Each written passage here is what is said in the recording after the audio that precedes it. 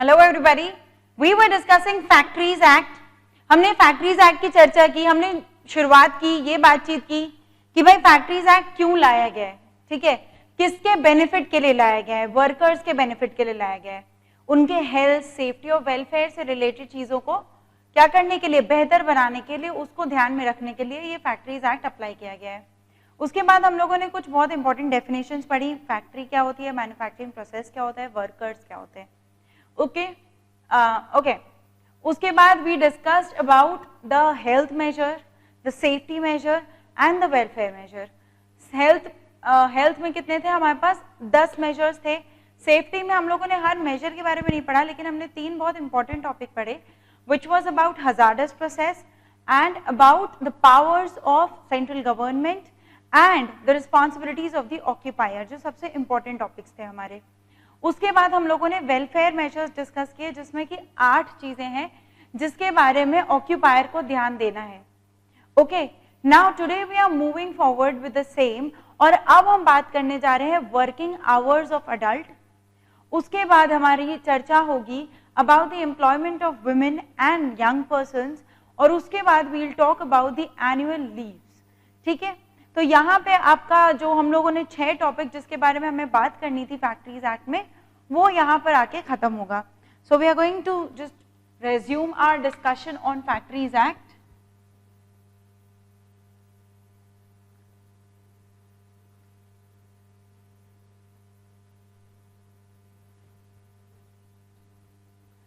Okay, तो before we start with any of our discussion, मैं यहाँ पे 3 डेफिनेशन है जो क्लियर कर दूं।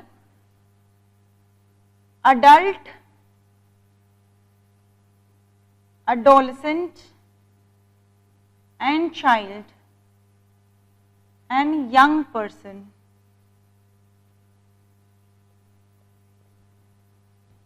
ठीक है, सीधी सादी लैंग्वेज में अडल्ट कौन होता है, जिसकी उम्र 15 साल से अधिक होती है, हैज कंप्लीटेड, अंग्रेजी में बोले तो has completed 15th year of age. ठीक है, मतलब 15 साल से ऊपर वाला। अडोलेसेंट कौन है, जो कि 15th ईयर से ऊपर है लेकिन 18th ईयर के नीचे है। ठीक है, 15 से 18 साल वाले अडोलेसेंट है। चाइल्ड है who has completed 14th year of age. ठीक है, 14 साल से ऊपर के बच्चे क्या हैं, मतलब आप कह सकते हो सिर्फ 14 साल वाला चाइल्ड है, 15 से लेकर 18 साल वाला अडोलेसेंट है, और 15 से ऊपर कोई भी है वो अडल्ट में ही गिना जाएगा। बात समझ में आ रही है, यानी 15 से ऊपर आपका अडल्ट है, लेकिन अगर वो 18 से नीचे है तो अडोलेसेंट है। और यंग पर्सन, ये अडोलेसेंट और चाइल्ड वाले लोग इस यंग पर्सन, यानी कितने हो गए, 14 से 18 तक, ये एज ग्रुप है जिसे हम कहेंगे यंग पर्सन। ओके, अब ये 4 चीजें आपको ध्यान में रहेंगी, ताकि हमारा जब आगे का डिस्कशन हो, जहां पे भी ये अडल्ट या अडोलेसेंट या चाइल्ड या यंग पर्सन लिखा हो, तो आपको समझ में आ जाए कि किस एज ग्रुप के बारे में बात हो रही है। ठीक है, तो शुरू से क्या है, चाइल्ड, जो 14 के ऊपर, जो 14 कंप्लीट किया है वो चाइल्ड है। 15 कंप्लीट करते ही क्या लग जाता है, 15 साल से ऊपर सब अडल्ट हो जाते हैं। लेकिन हाँ, अगर 15 से 18 है, मतलब जिसे कहते हैं ना किशोरावस्था, तो 15 से 18 है तो वो क्या है, अडोलेसेंट है, और उसके ऊपर वो सब क्या है, सब अडल्ट में ही आते हैं। यंग पर्सन कौन है, चाइल्ड और अडोलेसेंट, यानी 14 से 18 साल के लोग यंग पर्सन बोले जाएंगे, मतलब आप उसमें चाइल्ड और अडोलेसेंट दोनों को मान के चलेंगे। सिमिलरली अडल्ट में अडोलेसेंट और जो 18 ईयर से ऊपर के अडल्ट है उनको मान के चलेंगे। बात समझ में आ गई, चलो। Now we are going to start our discussion on the working hours.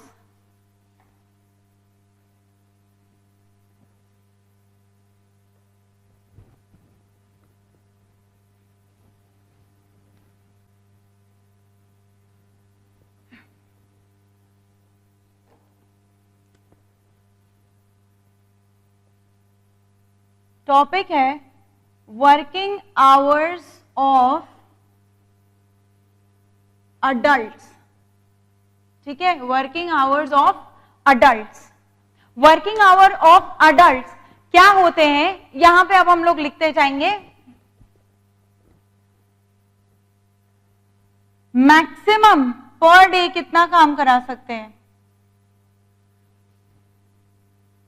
9 hours per day. 9 hours per day एक आदमी से काम कराया जा सकता है। अडल्ट का मतलब लेडी हो चाहे मैन हो, कोई भी हो। अडल्ट का मतलब कौन हो गया, 15 से ऊपर किसी भी व्यक्ति से 9 आवर मैक्सिमम पर डे का काम कराया जा सकता है। उसके बाद कहा गया है कि जो शिफ्ट्स में अगर आप काम कराते हो, आप उनके लिए शिफ्ट्स अरेंज करोगे, तो at a time 5 hours max का काम करेगा एक पर्सन, 5 आवर्स मैक्सिमम काम करेगा। ये नहीं कि 9 घंटा आप काम करा सकते हो तो 9 घंटा लगातार वो काम कर रहा है। सुबह 9 बजे का आया हुआ है और शाम के 6 बज गई है, वो पर्सन काम किए ही जा रहा है, किए जा रहा है, there is no break, nothing. बिल्कुल भी ऐसा नहीं करना है। फैक्ट्रीज एक्ट कहता है कि आप एक बार में किसी से 5 घंटे लगातार काम करा सकते हो। 9 बजे वो पर्सन आया है, 1 बजे आपको उसको ब्रेक देना ही पड़ेगा। आप हाफ एन आवर का ब्रेक दीजिए, 45 मिनट्स का ब्रेक दीजिए, लेकिन आपको एक ब्रेक देना ही पड़ेगा। बिना ब्रेक कराए आप नहीं कर सकते काम और आगे नहीं कर सकते, ठीक है। तो at a time 5 hours max, then break कितना, मिनिमम हाफ एन आवर। ऐसा नहीं कि 10 मिनट का ब्रेक दे दिया, हाँ चलो फिर से काम पे आ जाओ। मिनिमम हाफ एन आवर का आपको ब्रेक देना ही देना है। उसके बाद फिर आप फर्दर काम करा सकते हैं, ठीक है। बट टोटल मिला के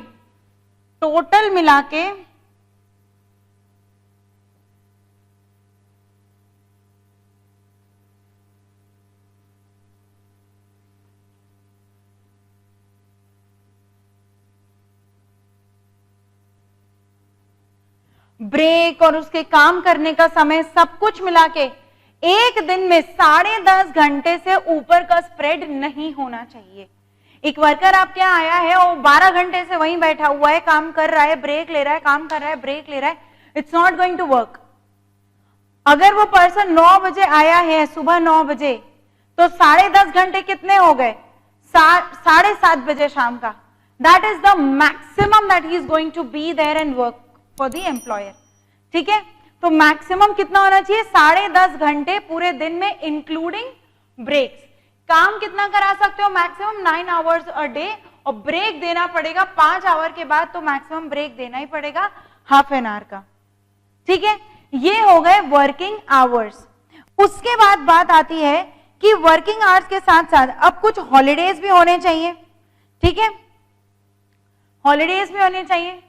तो हॉलीडे के पहले हम यहां पे एक और बात कर लेते हैं कि ये तो हो गया वर्किंग आवर पर डे का, ये तो हो गया डे वाइज। अब वीक की बात कर लेते हैं। एक वीक में 48 आवर्स से ज्यादा किसी से आप काम नहीं करा सकते। 48 आवर्स अ वीक का मतलब कितना हो गया भाई, 6 दिन कोई पर्सन काम करेगा, एक दिन को तो छुट्टी लेगा, अभी उसके बारे में भी हम लोग आगे पढ़ेंगे। तो 6 दिन में अगर एक पर्सन काम करता है तो कहा गया 8 घंटे मैक्सिमम, ठीक है ना। 8 घंटे का स्प्रेड दिया गया है ना, देखो ये मैं यहां बस ब्रैकेट में लिख रही हूं कि 6 डेज अगर वो काम करता है और 48 आवर्स उसको करना है तो 8 आवर्स पर डे उसका आना चाहिए। लेकिन अगर आप किसी दिन ज्यादा कराते हो तो किसी दिन आपको उसको जल्दी भी रिलीज करना पड़ेगा, ठीक है। इसका मतलब ये नहीं कि आप एक दिन में 9 आवर्स मैक्सिमम करा सकते हो, तो आप वीक में 6 दिन उससे 9 घंटे काम कराओ। अगर 6 दिन 9 घंटे काम कराएंगे तो कितना हो जाएगा, 54 hours a week, which is again a violation of factories act.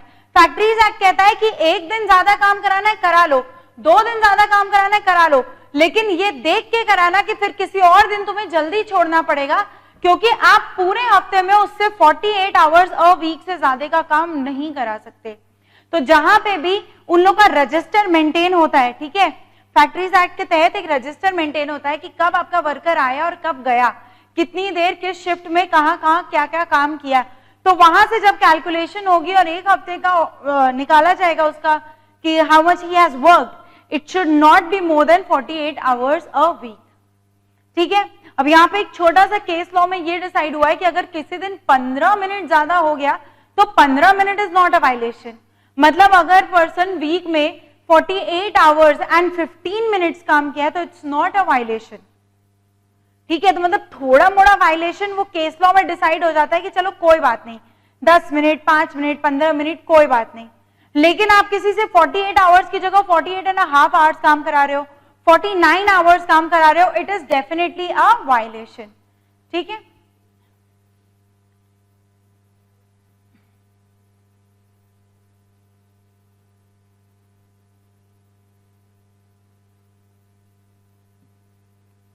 So 15 minutes का एक्सटेंशन इज ओके, कोई दिक्कत नहीं है उसमें, okay. So that is about the working hour.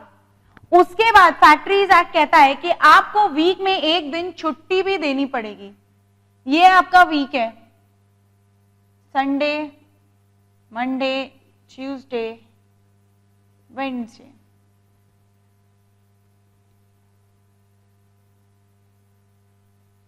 Saturday, Friday, Thursday, ठीक है। मैंने वीक को ऐसे क्यों शुरू किया है ये अभी आप जब सेक्शन पढ़ोगे तो समझ में आ जाएगा, अदरवाइज मैं Sunday, Monday, Tuesday, Wednesday, Thursday, Friday भी लिख सकती हूँ। तो साफ साफ लिखा गया है वीकली हॉलिडे में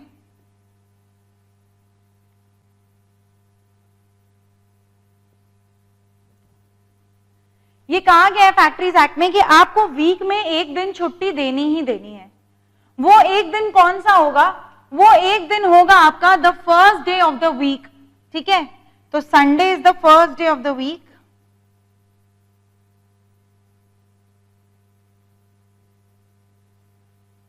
first day of the week. Week doesn't start with Monday, Tuesday, Wednesday, Thursday. It starts with Sunday, Monday, Tuesday, Wednesday, Thursday, Friday, Saturday. ठीक है। तो first day of the week यानी कि संडे को आपको छुट्टी देनी ही देनी है, ये बात फैक्ट्रीज एक्ट में लिख दी गई है। लेकिन साथ ही में यह भी कहा गया है कि अगर किसी कारण से आपको एक पर्सन से संडे को काम कराना पड़ रहा है तो आपको क्या करना पड़ेगा? इसके आगे आने वाले 3 दिनों में या तो छुट्टी देनी पड़ेगी या तो इसके पीछे के ये जो 3 दिन है उसमें छुट्टी देनी पड़ेगी। मतलब ये कॉम्पनसेटरी हॉलिडे होना चाहिए।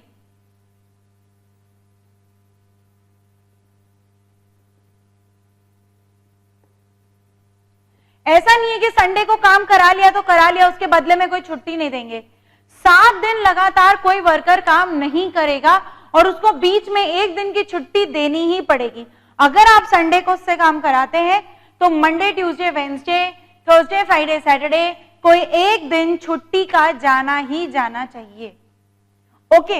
इसके बाद एक केस लॉ में यह भी डिसाइड हुआ है कि अगर मान लो एम्प्लॉयर को संडे को काम कराना पड़ रहा है, मतलब उसके पास कुछ ऐसा नेचर ऑफ वर्क आया है या फिर कोई ऐसी मार्केट है जहां पे जरूरी हो जाता है कि यार संडे को काम करेंगे, ठीक है। कोई फैक्ट्री है भाई, अब हैंडीक्राफ्ट्स की है या कुछ भी है, एंड दे एक्सपेक्ट टूरिस्ट और customers on Sunday, they cannot give rest to their workers on Sunday। तो उस केस में आप एक नोटिस दे सकते हो किसको? एप्रोप्रिएट अथॉरिटी को, और उनको ये कह सकते हो कि भाई हमारा संडे की जगह कोई और दिन का आप छुट्टी बांध दीजिए, ठीक है। संडे की जगह आप मेरा कोई और दिन का छुट्टी बांध दीजिए, हमको चलेगा। यहां पे केस लॉ कहता है कि एम्प्लॉयर अपनी मर्जी से संडे की छुट्टी चेंज नहीं करा सकता है। कोई बहुत मजबूरी है, उसको प्रॉपर रीजन देने पड़ेंगे कि क्यों वो संडे की जगह किसी और दिन की छुट्टी चाहता है। हर सर्कमस्टांस में संडे की छुट्टी देनी है, ठीक है। लेकिन अगर मार्केट ऐसा है या नेचर ऑफ वर्क ऐसा है, एनीथिंग, ठीक है, तो फिर आपको संडे को आना ही पड़ेगा, ठीक है। अगर आप संडे को बुला रहे हो तो ऐसे केस में पहले से नोटिस दे दो कि हमारे हर संडे वर्किंग लगना ही लगना है, मैं उसकी जगह इस दूसरे दिन को साप्ताहिक छुट्टी घोषित करता हूं, ठीक है। लेकिन यह काम एम्प्लॉयर सिर्फ अपने शौक के लिए या अपने एंटरटेनमेंट के लिए नहीं करेगा, प्रॉपर रीजन होने चाहिए, ठीक है। कोई मजबूरी होनी चाहिए कि हम संडे को काम पे बुला रहे हैं, ओके। और प्लस अगर आपने यहां पे संडे को कॉम्पनसेट भी किया है किसी और हॉलीडे से, ठीक है, अगर संडे कॉम्पनसेट हुआ है कॉम्पनसेटरी हॉलीडे से,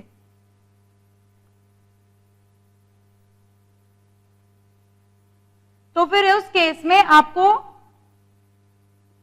नोटिस देनी है टू द इंस्पेक्टर,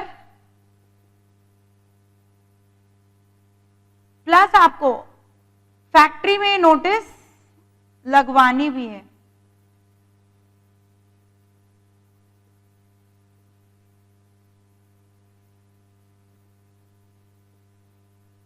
ठीक है, किसी सामने की जगह फैक्ट्री में नोटिस लगनी भी चाहिए।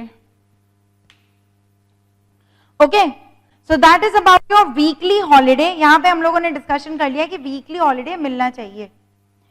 अच्छा, उसके बाद ये कॉम्पनसेटरी हॉलीडे, ये तो हम लोगों ने बात की कि वीकली हॉलीडे का कॉम्पनसेशन कैसे होगा। इसके अलावा कॉम्पनसेटरी हॉलीडेज पूरे मंथ के भी होते हैं, ठीक है। तो ये तो वीकली वाला मेरा कॉम्पनसेटरी हॉलीडे है। इसके अलावा अगर मान लीजिए पूरे एक महीने में आपने एक पर्सन को छुट्टी नहीं दिया, नहीं दे पाए, ठीक है, नेचर ऑफ वर्क ऐसा था, ऑर्डर ऐसा आ गया, कॉन्ट्रैक्ट ऐसा आ गया, तो फिर जो छुट्टी उसकी एक महीने में पूरी बनती है, 4 दिन संडे इधर, वो 4 दिन पूरे उसको अगले महीने में मिलने ही चाहिए, या तो उसी मंथ में मिल जाने चाहिए, या तो फिर अगले 2 महीने के अंदर अंदर उसकी वो सारी छुट्टियां कॉम्पनसेट होनी चाहिए। ठीक है, इसको एक एग्जांपल से डिस्कस करते हैं।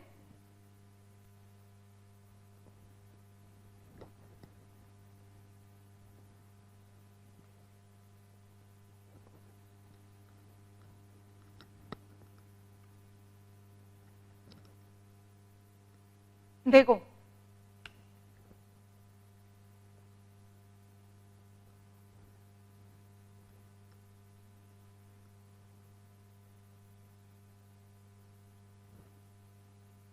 Sunday, Monday, Tuesday, Wednesday, Thursday, Friday और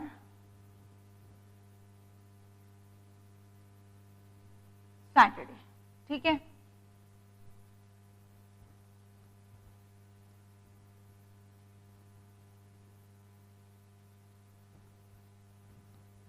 आपका महीना मान लीजिए यहां से शुरू हुआ, 1 2 3 4 5 6 7 8 9 10 11 12 13 14 15 16 17 18 19 20 21 22 23 24 26 27 28 29 30, ठीक है।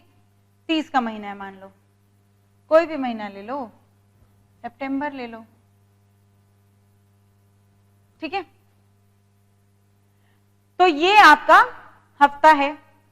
अब देखो यहां पे एक बात समझो कि ये सारे दिन एक पर्सन का बाय डिफॉल्ट छुट्टी होना चाहिए, ये दिन बाय डिफॉल्ट उसकी छुट्टी होनी चाहिए, ओके। लेकिन अगर फॉर एनी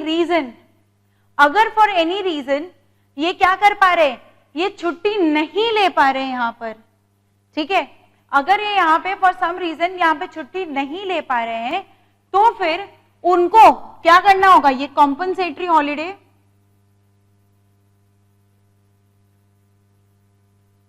जिसके बारे में अभी अभी हम लोगों ने बात की थी, ये या तो विद इन द मंथ दीजिए या तो विद इन 2 मंथ्स दीजिए। अब जैसे देखो, अगर मान लो एक पर्सन को 6 13 20 27 ये 4 दिन उसको छुट्टी मिलनी ही चाहिए थी, उसको मान लो इस एक दिन की नहीं मिली, ठीक है, उसको एक दिन की नहीं मिली, 13 को ही वॉज वर्किंग। अब कहा गया है कि अगर वो इस दिन पे वर्क कर रहा था तो उसको इसी महीने में किसी दिन कॉम्पनसेट कीजिए, जिसमें सबसे पहले क्या बात कही गई है कि आप या तो इस हफ्ते में एक दिन उसको छुट्टी देंगे, ठीक है, मतलब इसके प्रीसीडिंग 3 दिन में या तो वो छुट्टी ले ले, या तो इसके अगले 3 दिन में छुट्टी ले ले। ओके, इसकी जगह यहां छुट्टी या यहां छुट्टी, कोई एक जगह छुट्टी मिलनी चाहिए।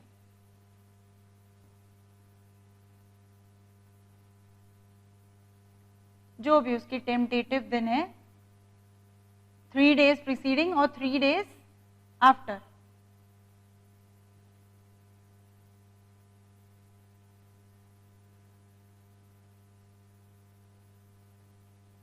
मतलब ये कोई फाइनल छुट्टी नहीं है, इनमें से कोई एक दिन वो ले सकता है। ठीक है, इनमें से कोई एक दिन वो छुट्टी ले ले।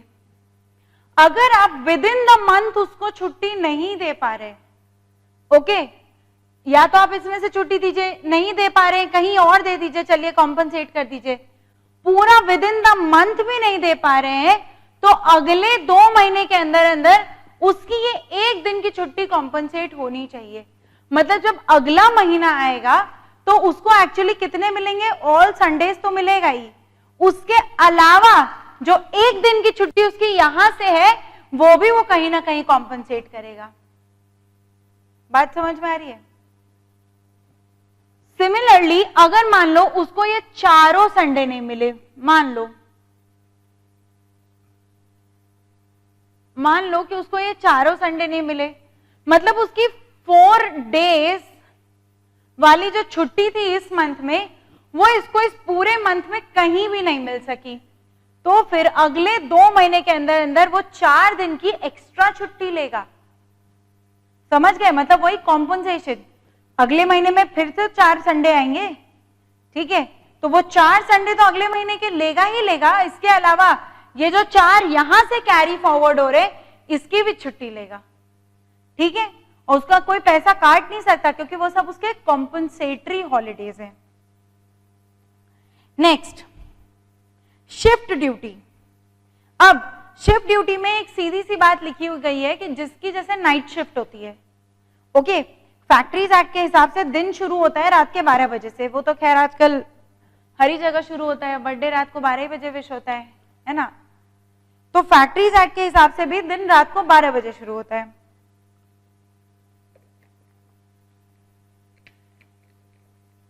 अब जो पर्सन सैटरडे की नाइट शिफ्ट में आया है वो तो एक्चुअली संडे में 6 घंटा काम कर रहा है। ठीक है, मान लो ये नाइट शिफ्ट लगी, ठीक है, और नाइट शिफ्ट है रात के 11 बजे से सुबह के 7 बजे तक। ठीक है, ये एक शिफ्ट है 8 घंटे की। तो जब 12 बजे, ठीक है, जैसे ही 12 बजा संडे लग गया तो वो पर्सन तो एक्चुअली संडे के 6 घंटा काम कर रहा है कि नहीं, संडे का 7 घंटा काम कर रहा है ना, सुबह 7 बजे तक जो कर रहा है, 1 ही घंटा तो खाली सैटरडे में काम किया है। तो यहाँ पे कंपनीज एक्ट कहता है कि इस केस में उसको छुट्टियां किस हिसाब से मिलेंगी, यहाँ पे कैसे मिलेगा, जहां से भी इसका दिन, यहाँ पे इसका ये डे खत्म होता है, संडे की सुबह 7 बजे इसका ये शिफ्ट खत्म होता है, तब से 24 आवर्स की इसको छुट्टी मिलेगी। ठीक है, मतलब 24 आवर हो गए, मंडे की सुबह 7 बजे तक इसको छुट्टी। बात समझ में आ गई? ठीक है, जैसे बाकियों को छुट्टी वैसे इसको छुट्टी, तो इसी तरह से 24 आवर्स का कॉन्सिक्यूटिव बनेगा। ठीक है, और आप इसकी शिफ्ट ऐसी नहीं लगा सकते कि फिर से ये सुबह 7 बजे आ जाए। ओके, तो शिफ्ट ड्यूटी में section 57 page number 6.14, section 57 provides that where a worker in a factory works on a shift which extends beyond midnight, जैसे कि ये रात की shift, for the purpose of section 52 and 53। तो 52 में हम लोगों ने पढ़ा था about that Sunday holiday and 53 is this compensatory holiday. A whole day, a holiday for a whole day shall mean in his case a period of 24 consecutive hours beginning when his shift ends. तो जब से shift खत्म होती है तब से 24 घंटा जुड़ाएगा। The following day for him shall be deemed to be the period of 24 hours beginning when such shift end, and the hour he has worked after midnight shall be counted in the previous day. Section 58 provides that work shall not be carried on in any factory by means of any system of shifts so arranged that one that more than one relay of worker is engaged in work of the same kind at the same time. मतलब हमने जो shift बनाई है उसमें क्या होना चाहिए, एकदम डिस्टिंक्ट होना चाहिए कि इतने वर्कर इस शिफ्ट में, इतने वर्कर इस शिफ्ट में, इतने वर्कर इस शिफ्ट में. ऐसा नहीं होना चाहिए, गलती से भी ओवरलैपिंग नहीं होनी चाहिए कि अभी शिफ्ट चल रही है, 11 से 7 वाली शिफ्ट चल रही है और हमने बी शिफ्ट वालों को, लोगों को पहले ही बुला लिया और वो भी सुबह 6 बजे से काम करना शुरू कर दिए. तो एक भी मिनट के लिए ऐसा नहीं होना चाहिए कि 2 शिफ्ट के लोग एक ही काम कर रहे हैं. ओके अच्छा, शिफ्ट कब लगाई जाती है? शिफ्ट आपको क्या लगता है क्यों लगाई जाती होगी? शिफ्ट उन प्लांट्स में या उन फैक्ट्रीज में लगती है जहां पे काम रोका नहीं जा सकता, ठीक है, या फिर जहां पे ज्यादा काम कराना है. हमें चाहिए कि हमारी फैक्ट्री 16 घंटे चले, 24 घंटा चले, लेकिन हम एक पर्सन से दिन में 16 घंटा या 24 घंटा तो काम करा नहीं सकते, हम तो सिर्फ 8 घंटा काम करा सकते हैं. तो उस केस में हमने क्या किया है, हमने अलग अलग लॉट में वर्कर्स हायर किए हैं, या हमने वर्कर्स जितने भी हायर किए हैं उनको 3 लॉट में डिवाइड कर दिया है कि तुम शिफ्ट ए के वर्कर हो, तुम शिफ्ट बी के, तुम शिफ्ट सी के.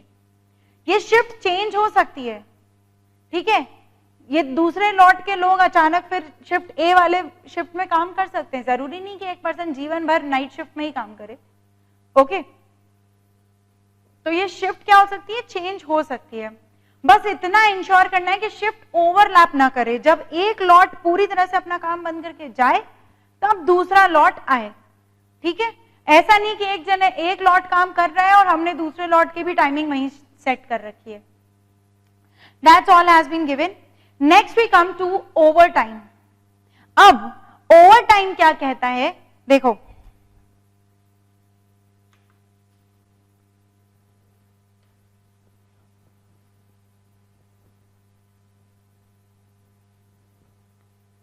तो आई होप आपको समझ में आ गया. ये सेक्शन 52 था, ठीक है, ये सेक्शन 52 था जो कहता था कि वीकली हॉलीडे देना ही है. संडे को अगर आप किसी को छुट्टी नहीं दे पा रहे हो तो उसके प्रीसीडिंग 3 डेज में उसको कोई छुट्टी हो, ठीक है. मान लो अगर हमने बीच में थर्सडे में छुट्टी ले ली और हम फिर अपने मैनेजर से कहें कि ठीक है हम संडे को आके काम कर देंगे, कोई दिक्कत नहीं है.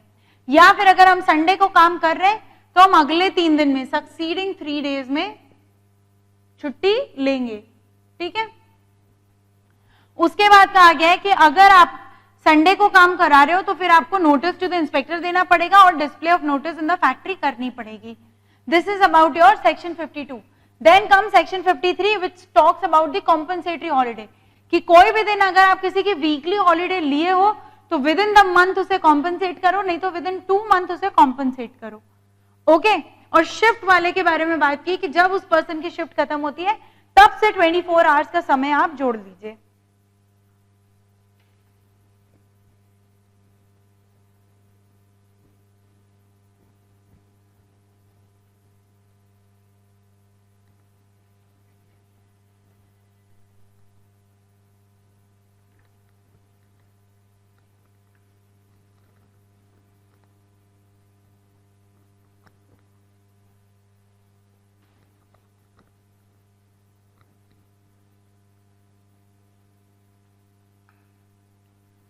Okay, next we are going to talk about overtime. अब देखो ओवरटाइम में 2 बातें कही गई हैं कि अगर कोई more than 9 hours a day काम करे या फिर more than 48 hours a week काम करे तो उसे क्या देंगे, ओवर टाइम देंगे, ओवर टाइम पेमेंट होगा. अब मैम सबसे पहले तो सेक्शन ये कह रहा था कि 9 घंटे से ऊपर किसी से काम ही नहीं करा सकते. हाँ नहीं करा सकते, लेकिन अब यहाँ पे आके सेक्शन ये कहता है कि अगर मान लीजिए किसी ने मजबूरी में काम किया, ओके, या फिर एम्प्लॉयर ने अपनी मजबूरी में काम कराया तो उसे ओवर टाइम देना पड़ेगा. ओवर टाइम क्या है, ओवर टाइम किस रेट पे देंगे, जितना वो पर्सन नॉर्मली कमाता है उसके दुगने रेट पे. मतलब अगर वो पर्सन लेट अस से 500 रुपीज पर आवर कमाता है तो ओवर टाइम वाला घंटा वो 1000 रुपीज पर आवर वाला हो जाएगा, ठीक है. सिमिलरली पीस रेट, अब ये पीस रेट क्या होता है? पीस रेट होता है कि जिन लोगों को जितनी पीसेस मैन्युफैक्चर करोगे उस पे पैसा मिलता है, ठीक है। तो कई जगह ये पीस रेट चलता है। जो लोग मैनेजमेंट में पढ़े हैं वो जानते होंगे, जो नहीं पढ़े हैं उनको मैं बता देती हूँ कि दो तरीके के सिस्टम हो सकते हैं पेमेंट के। एक होता है आवरली, ठीक है, ये सिस्टम ऑफ पेमेंट दो तरीके का हो सकता है। एक हो गया आवरली और एक हो गया पीस रेट। आवरली मतलब जितने घंटे काम करोगे उसके हिसाब से पैसे ले जाओ। पीस रेट होता है जितने पीसेस मैन्युफैक्चर करोगे, ठीक है, वॉट एवर।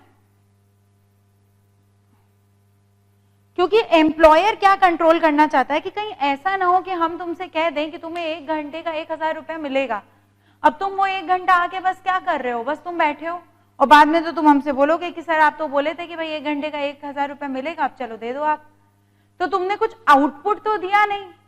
तो एक दूसरा सिस्टम है पेमेंट का जिसपे हम क्या कर रहे हैं, इसको हम आउटपुट बेस्ड बना दे रहे हैं। मान लो कि कुछ ऐसी फैक्ट्री है जहां पे कुछ यूनिट बेस्ड काम हो रहा है, जैसे कि लेट अस से बिस्किट की फैक्ट्री, ठीक है, कितने पैकेट बिस्किट के बने, या मैच स्टिक्स हो गए, या फॉर दैट मैटर एनीथिंग, कितने पीसेस आप मैन्युफैक्चर कर रहे हो, हम उस पे आपका पगार सेट कर देंगे। अब कोई पर्सन होगा जो क्या चाहेगा कि अपनी एफिशिएंसी और ज्यादा करें, है कि नहीं, अपनी एफिशिएंसी और ज्यादा करें, ज्यादा से ज्यादा पीसेस मैन्युफैक्चर करें ताकि हमें ज्यादा पेमेंट मिले। और जो पर्सन इनएफिशिएंट रह जाएगा, ज्यादा पीसेस मैन्युफैक्चर नहीं कर पाएगा, उसको कम पेमेंट होगी। तो यहां पे भी ओवर टाइम आवर्स से ही देखा जाएगा। ओवर टाइम आप पीस में नहीं देख सकते हो कि अगर उसको दिन भर में 100 का टारगेट था 120 बना दिया तो चलो ज्यादा पेमेंट दो, ये नहीं है। उसमें भी आवर्स ही देखेंगे कि अगर वो पीस बनाने में भी 9 घंटे से ऊपर का काम कर रहा है एक दिन में, या 48 आवर्स अ वीक से ऊपर का काम कर रहा है, तो उसको भी डबल पेमेंट मिलेगी। अब ये कहा जाएगा कि भाई डबल पेमेंट आप कैसे दोगे, क्या वो उस एक्स्ट्रा घंटे में डबल पीसेस बना रहा है, मतलब 1 घंटे में 10 पीस बनाता है तो क्या एक्स्ट्रा घंटे में 20 पीस बना रहा है, तब तो हम दें नहीं। तो यहां पे फैक्ट्रीज एक्ट कहता है कि आवरली वालों को तो भाई नॉर्मली जो आवरली रेट है उसका 2 गुना दे दो, पीस रेट वालों के लिए उनका एक डेली एवरेज निकालो, ठीक है, और कितने समय का एवरेज निकालोगे, पिछले मंथ का एवरेज आप निकालो कि मतलब ऑन एन एवरेज ये पर्सन एक दिन में क्या कमा लेता है, ओके, एक दिन में ऑन एन एवरेज ये पर्सन कितना कमाता है। और क्यों पूरे मंथ का एवरेज निकाल रहे हैं, क्योंकि ऐसा भी हो सकता है कि किसी दिन उसने बहुत बढ़िया काम किया हो, किसी दिन उसने बहुत खराब काम किया हो, तो आप ऐसे में किस दिन का रेफरेंस लोगे। इसलिए कंपनीज एक्ट कहती है कि एक काम करो, आप पूरे मंथ का जो है वो एवरेज निकाल लो, ऑन एन एवरेज पता चल जाए कि बंदा एक महीने में क्या कमाता है ना, और उसी के हिसाब से फिर आप उसे दुगना पेमेंट दो। बात समझ में आ रही है, उसके हिसाब से आप उसे दुगना पेमेंट दो हर घंटे का, ठीक है। तो ये हो गया आपका कि कितना पैसा ओवर टाइम का देना है।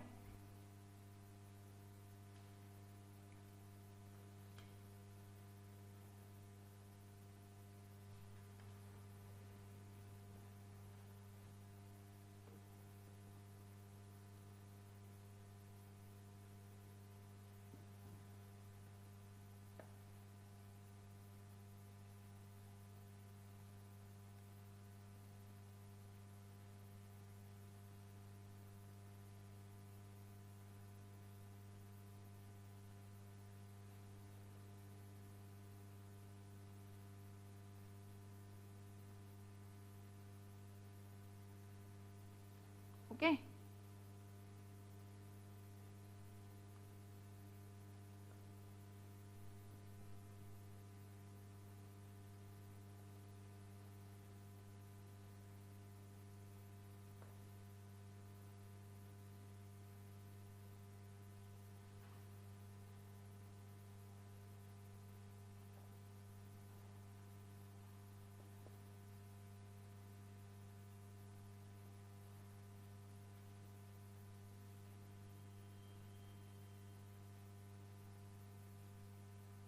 उसी काम पे देखेंगे ना, दूसरे काम को तो उठा नहीं लेंगे।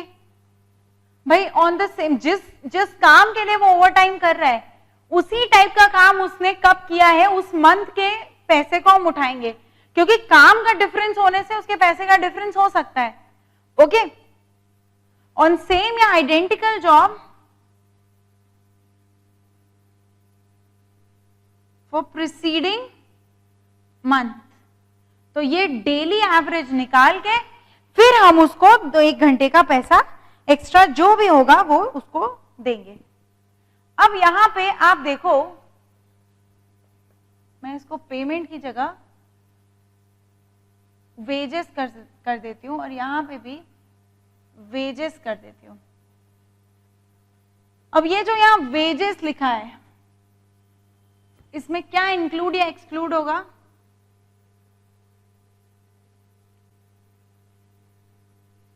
इसमें क्या चीजें शामिल होंगी और क्या नहीं शामिल होंगी? जो उनका बेसिक है प्लस जो उनको अलाउंसेस मिलते हैं वो इसमें शामिल होगा, ठीक है। और क्या इसमें शामिल नहीं होगा? कोई भी बोनस अगर है तो उसको हम वेजेस में इंक्लूड नहीं करेंगे, और कोई भी अगर ओवर टाइम पेमेंट है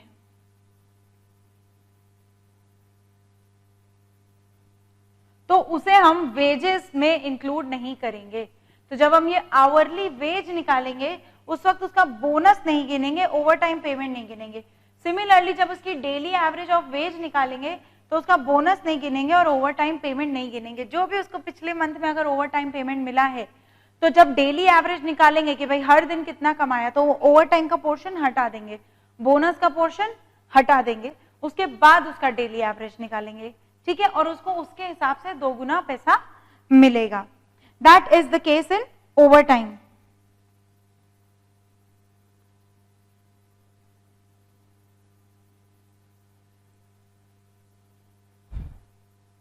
चलो, so we have written the same thing.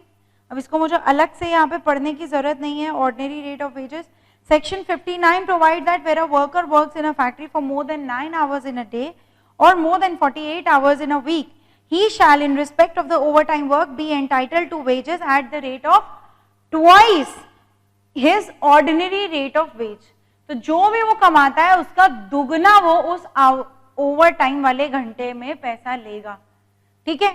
और दूसरे पैराग्राफ में आपका सीधे सीधे लिखा है कि यहाँ पर पीस रेट वालों को किस तरह से पैसा मिलेगा, तो वो हम लोगों ने अपने पास यहाँ लिख लिया, no issue. Next comes double employment. Double employment का मतलब कि क्या एक जना 2 जगह काम कर सकता है एक दिन में? नहीं कर सकता। फैक्ट्रीज एक्ट इस चीज को प्रोहिबिट करता है। Section 60 imposes restriction that no adult worker, क्या लिखा है? अडल्ट वर्कर, 15 साल से ऊपर वाला कोई भी पर्सन शैल बी रिक्वायर्ड और allowed to work in any factory on any day on which he has already been working in another factory, ठीक है। कोई भी अलाउड नहीं होगा कि आप एक दिन में 2 फैक्ट्री में जाके काम कीजिए। आप 1 घंटा यहां कीजिए, 4 घंटा वहां कीजिए, नॉट अलाउड। एक बार में एक ही फैक्ट्री में आप काम करेंगे, so double employment is not allowed.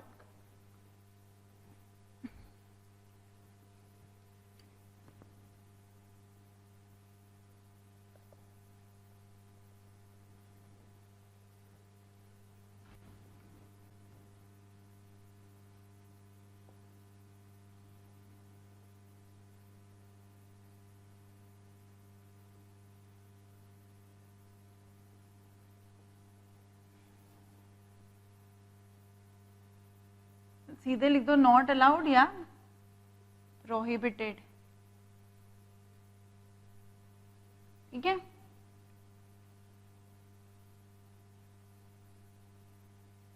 No adult worker will work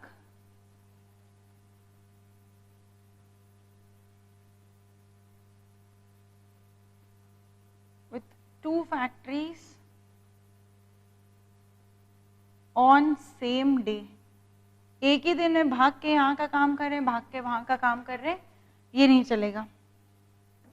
now register of adult workers, एक रजिस्टर मेंटेन करना पड़ेगा जिसमें कि हर अडल्ट वर्कर का नाम, नेचर ऑफ वर्क, किसी ग्रुप में है, अगर हमने कोई ग्रुप किया है जैसे फैब्रिकेशन ग्रुप या फिर कूलिंग या फिर डिलोड ये अनलोडिंग, जो भी प्रोसेस का नाम है हम उस हिसाब से ग्रुप कर सकते हैं, तो उस हिसाब से आपको वो ग्रुप भी वहां लिख सकते हो रजिस्टर में। तो वो किस ग्रुप से है, किस रिले में काम करता है, यानी कि क्या उसकी शिफ्ट टाइमिंग्स है, इसके अलावा और कोई भी जो जरूरी पर्टिकुलर है वो वहां पे लिख सकते हैं। ठीक है, तो एक रजिस्टर ऑफ अडल्ट वर्कर्स बनना ही है। मैम सिर्फ अडल्ट वर्कर का बनेगा? अभी हम लोग आगे देखेंगे कि चाइल्ड वर्कर का भी बनता है। ओके, तो एक रजिस्टर पूरा का पूरा मेंटेन होना चाहिए। Next we come to employment of women, section number 66। Employment of women में है कि आपके ऑफकोर्स वुमेन के लिए कुछ टाइमिंग रेस्ट्रिक्ट होगी, आप उनको किसी भी शिफ्ट में तो नहीं डाल सकते, नाइट शिफ्ट में आप बुला रहे हो ऐसा तो नहीं हो सकता। तो यहाँ पे फैक्ट्रीज एक्ट ने वुमेन की सिक्योरिटी और उनके बेटरमेंट के लिए कुछ एडिशनल प्रोविजंस दिए हैं। सबसे पहले तो ये कहा है कि जो 9 आवर पर डे वाला प्रोविजन है that applies exactly same for women. मतलब हम वुमेन के लिए ये नहीं कहेंगे कि नहीं आप उनसे दिन में बस 7 घंटे काम कराओ या 10 घंटे करा लो, no, it applies exactly same for women too, that 9 hours per day working is allowed.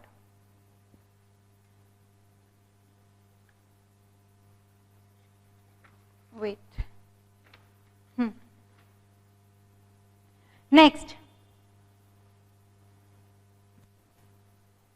No women shall be required or allowed to work in a factory except between the hours 6 a.m. to 7 p.m. यानी रात को 7 बजे से लेके सुबह के 6 बजे तक किसी विमेन वर्कर से काम नहीं करा सकते। सुबह के 6 बजे से लेके शाम के 7 बजे तक आप करा सकते हो, मतलब पूरे दिन के टाइम में। ठीक है, शाम के 7 के बाद तो रात ढलने लग जाती है ना, तो उस टाइम पे आप काम नहीं करा सकते। सुबह 6 से शाम के 7, ये ध्यान रखना पड़ेगा। The state government may authorise, the state government may authorise employment of any women worker between 10 PM to 5 AM। चाहे तो आप परमिशन निकलवा सकते हैं, अगर आपको अपने यहाँ नाइट शिफ्ट लगवानी है तो फिर आप परमिशन निकलवाइए स्टेट गवर्नमेंट से कि रात के 10 बजे से लेके सुबह 5 बजे के बीच में हमें किसी टाइम किसी विमेन वर्कर से कोई काम अगर कराना है तो। There shall be no change of shift except after a weekly holiday और एनी अदर हॉलीडे। बीच में आप उनकी शिफ्ट चेंज नहीं कर सकते हो, कोई हॉलीडे आएगा बीच में उसके बाद आप उनकी शिफ्ट चेंज कर सकते हो। ठीक है, तो ज्यादा कुछ इसमें है नहीं, बस एक सीधी सी बात है कि विमेन वर्कर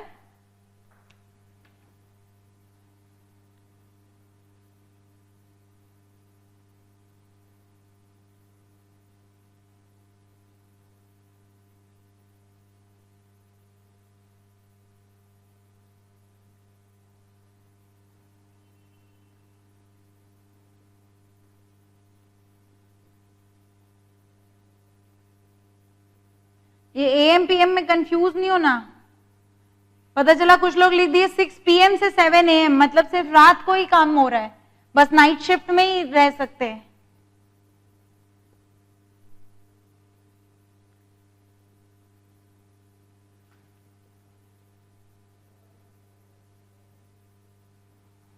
ठीक है, और अगर नाइट शिफ्ट में कोई काम कराना है तो स्टेट गवर्नमेंट का अप्रूवल लगेगा।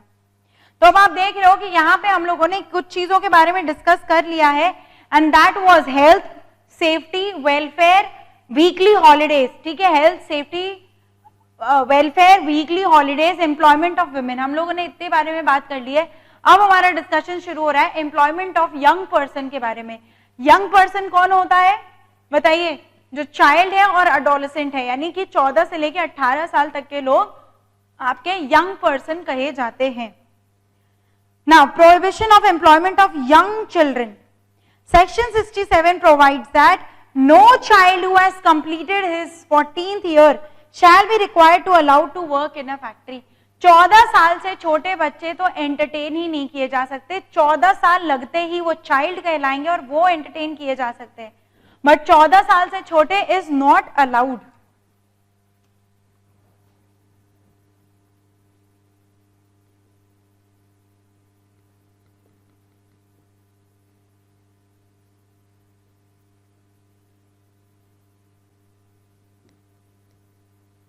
ठीक है, 14 साल से छोटे is not allowed at all.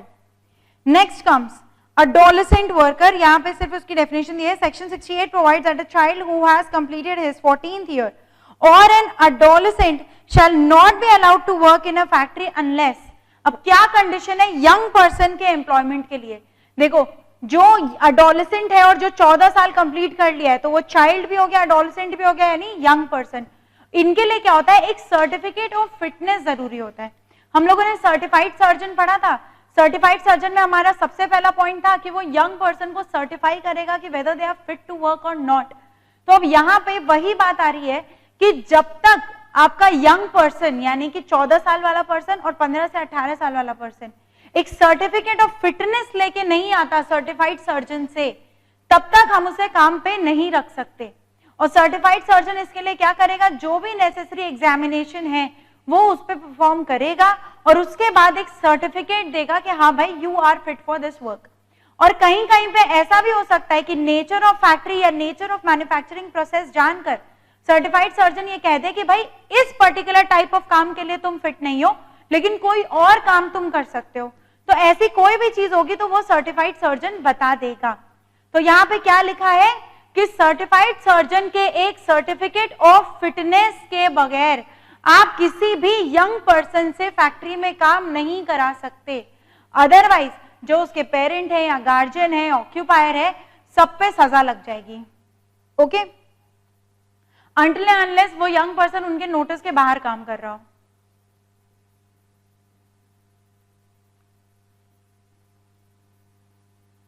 चलो, so that is what we are going to now we'll write.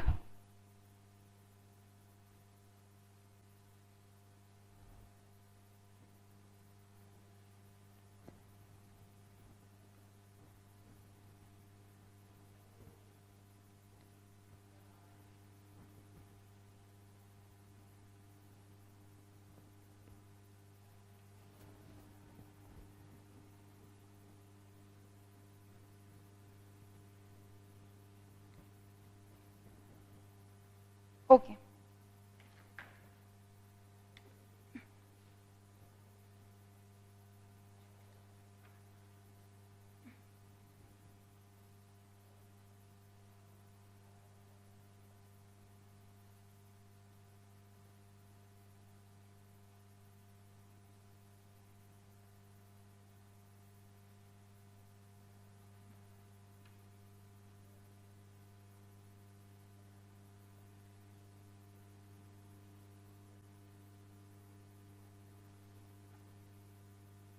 किसी से भी फर्जी बनवा के नहीं आ जाना है, सर्टिफाइड सर्जन से ही आना है। और आपको पता है कि सर्टिफाइड सर्जन कौन है, जो रिकॉग्नाइज्ड बाय स्टेट गवर्नमेंट है। तो get a certificate of fitness and carry it in factory, ठीक है, ड्यूरिंग वर्क आवर्स। काम के समय में इसे कैरी भी करना है as a token of reference कि तुम काम कर सकते हो उस पर्टिकुलर मैन्युफैक्चरिंग प्रोसेस पे। Next come certificate of fitness. अब इसके बारे में कुछ चीजें हैं। Section number 69(1) provides that a certifying surgeon shall on the application of young person or his parent or guardian accompanied by a document signed by the manager of a factory that such person will be employed therein if certified to be fit। मतलब कि कौन application दे सकता है, या तो young person दे, या तो उसका पेरेंट या गार्जियन दे, और या तो फिर मैनेजर ऑफ द फैक्ट्री दे कि उसको हम फैक्ट्री में काम पे रखने वाले हैं, ठीक है। और साथ ही में ये भी लिखे कि अगर ये सर्टिफिकेट ऑफ फिटनेस मिलेगा तभी काम पे रखेंगे। ऐसा एप्लीकेशन देकर किसको देंगे, the application will be given to the certifying surgeon कि आप इनको एक सर्टिफिकेट ऑफ फिटनेस दीजिए।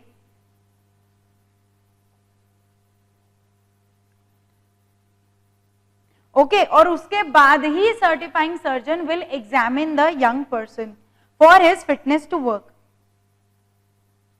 Section 69(2) provides that the certifying surgeon after examination may grant to such young person in the prescribed form or may renew, ठीक है। तो जितने भी वैलिडिटी का है तो रिन्यूअल भी तो चाहिए।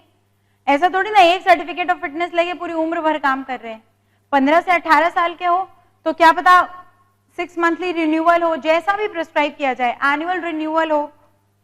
A certificate of fitness to work in a factory as a child if he is satisfied that the young person has completed his 14th year and has attained the prescribed physical standards, and a certificate of fitness to work in a factory as an adult. वही दोनों बात लिखी है कि जो 14 साल का हो गया है उसे देंगे certificate of fitness to work in a factory as a child. जो 15 साल का हो गया है वो certificate of fitness to work in a factory as an adult. Okay, यही चीज उसको देंगे that he is fit for a full day's work. But क्या ये सर्टिफिकेट ऑफ फिटनेस रिवोक किया जा सकता है? किया जा सकता है. ठीक है, अगर सर्टिफाइंग सर्जन को लगता है कि कुछ धोखाधड़ी से हमसे ये सर्टिफिकेट लिया गया है, इसमें कुछ तो कहते हैं ना चीटिंग हुई है, तो ये सर्टिफिकेट रिवोक किया जा सकता है. अगर उसको सही लगता है सर्टिफाइंग सर्जन को तो वो मना भी कर सकता है कि नहीं, you are not fit for the work, and he can refuse to give certificate of fitness. और ये सर्टिफिकेट ऑफ फिटनेस का पैसा कौन देगा? ऑक्यूपायर देगा. ठीक है, बात समझ में आ गई? तो इतनी बात है आपकी सर्टिफिकेट ऑफ फिटनेस से रिलेटेड. हम लोग इसको यहाँ पे लिख लेते हैं अपने पास.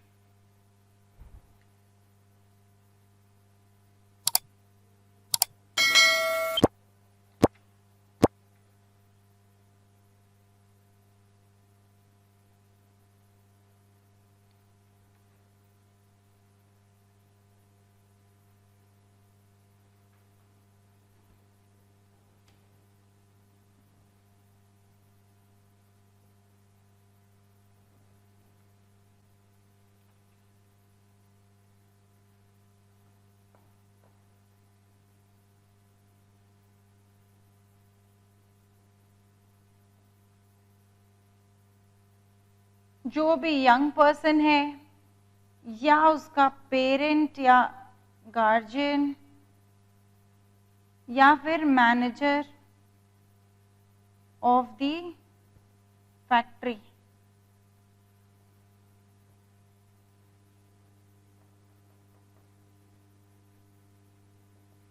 application to certified surgeon. Okay,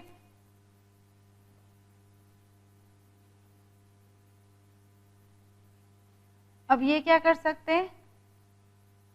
grant कर सकते हैं या रिफ्यूज कर सकते हैं. ग्रांट कर देंगे तो कंप्लीटेड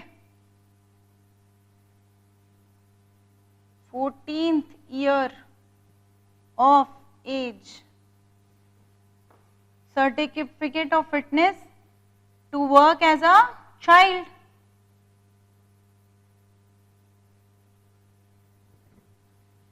और completed अगर 15th year of age है तो certificate of fitness to work as an adult.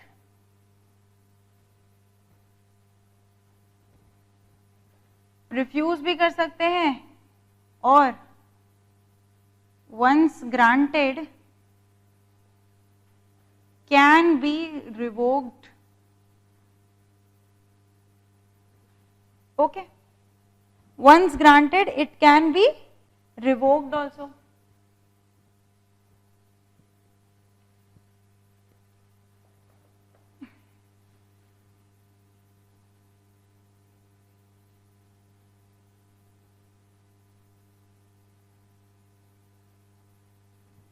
Fees of application occupier देगा क्योंकि उसको उस यंग पर्सन या चाइल्ड को अपने यहाँ काम पे रखना है.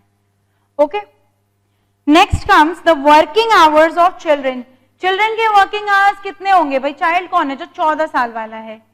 और हम लोगों ने अभी किसके बारे में बात की थी? अडल्ट वाले. अब 15 साल के ऊपर वाले के बारे में. तो 14 साल वाला जो चाइल्ड है उसके लिए जो वर्किंग आवर्स होते हैं वो ठीक हाफ होते हैं कि मैक्सिमम एक दिन में 4.5 घंटे का काम करा सकते हो और 2 शिफ्ट में, मैक्सिमम 2 शिफ्ट में आप काम कराओ और एक शिफ्ट ज्यादा से ज्यादा 5 आवर्स की हो सकती है. ओके, यानी कि अगर आप 5 आवर की एक शिफ्ट करा लिए तो हो गया उसका एक दिन का काम. उसके आगे वो काम नहीं करेगा, और नहीं तो ओवर टाइम वाला काम करेगा, बट 4.5 घंटे is the maximum hour that the child is going to work. Female child के लिए, जैसे कि फीमेल वर्कर के लिए सुबह 6 बजे से लेकर शाम के 7 बजे तक का वक्त था, वैसे फीमेल चाइल्ड के लिए सुबह 8 बजे से लेकर शाम के 7 बजे तक का वक्त है काम कराने के लिए। जैसे अडल्ट वर्कर का एक रजिस्टर मेंटेन करते थे, सेम वैसे चाइल्ड का भी एक रजिस्टर मेंटेन करेंगे। क्या क्या लिखेंगे? Name of the child, the nature of the work, किसी ग्रुप में है तो किस रिले में है, और any other particular which ever is required. Okay,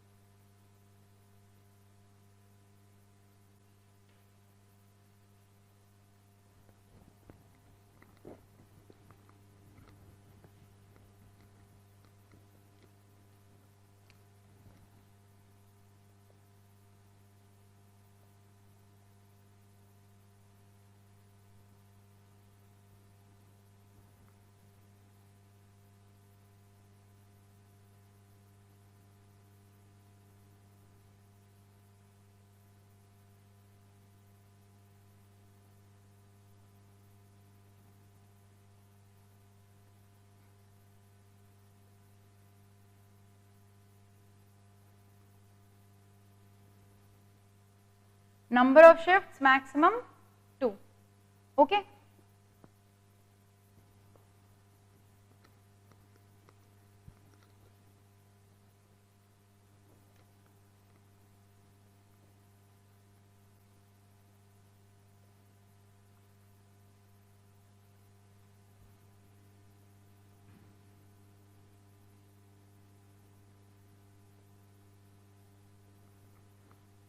इतने के बीच ही आप काम करा सकते हैं। इसका मतलब ये नहीं कि पूरा सुबह 8 बजे से बुला के शाम के 7 बजे तक काम कराएं, इतने के बीच ही बुला के 4.5 घंटे का काम एक दिन में करा सकते हैं। Okay, so we are done with one more topic and that is employment of young person. हमारे 5 हो गए, अब सिर्फ एक और बचा है and that is annual leave with wages.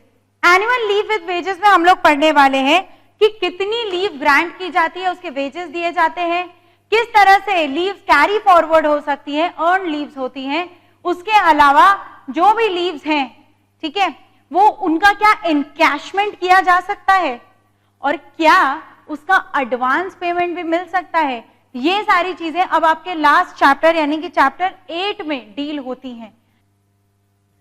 So we have discussed all the rest of the topics of this chapter. Now we are left with one, and again important तो है ही, chapter 8 that deals with annual leaves. Annual leaves में क्या क्या चीजें हैं? Annual leaves में आपका है कि कितने leaves ले सकते हैं, कौन सी छुट्टियों के दिन को भी हम लोग आपके डेज कंप्यूट करने में जोड़ेंगे, कैरी फॉरवर्ड कर सकते हैं कि नहीं, एनकैशमेंट करा सकते हैं कि नहीं, एडवांस पेमेंट ले सकते हैं कि नहीं, all these things we are going to discuss. Then we have certain liabilities and penalties that you can do from the book itself. So let us just talk about the last topic from Factories Act.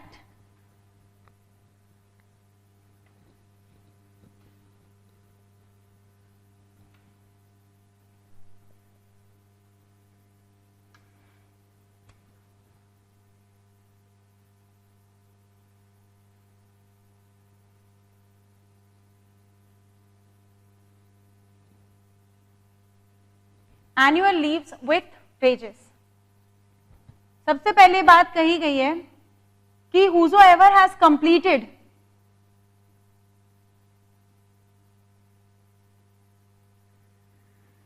240 days of work,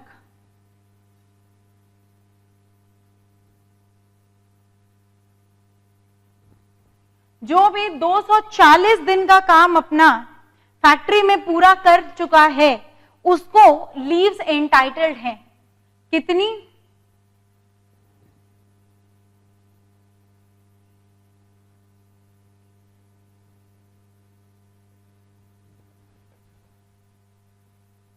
'adult को है एक दिन पर 20 days of work. मतलब अगर 240 दिन में आपको जोड़ना है, मैं यहां पे बस ब्रैकेट में आपकी कैलकुलेशन कर देती हूं, 240 नहीं, सीधे हम लोग 360 दिन में जोड़ देते हैं। एक दिन मिलेगा हर 20 दिन पे, तो 360 दिन में कितनी मिलेगी?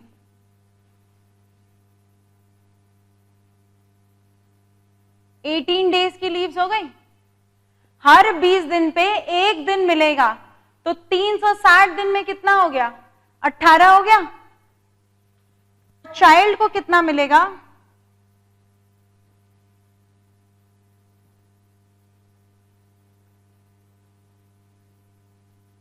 हर 15 दिन पे एक दिन, यानी कि अगर आपको, अब यहां पे हम ये बस मैंने राउंड फिगर करने के लिए 360 लिया था, ठीक है, आप इसको 364 ले लो, चलो और नियरेस्ट फिगर, तो 18.2 हो गया। ओके, 18.2। अभी हम लोग एक राउंडिंग ऑफ भी पढ़ेंगे, इसको 18 ही मानेंगे। अगर 0.5 से अधिक हो जाता तो ये 19 हो जाता। अब चाइल्ड के केस में तो मैं 365 दिन ले रही हूं क्योंकि ये डिवाइड हो सकता है, ठीक है। तो कितना हुआ आपका, समझ आइए,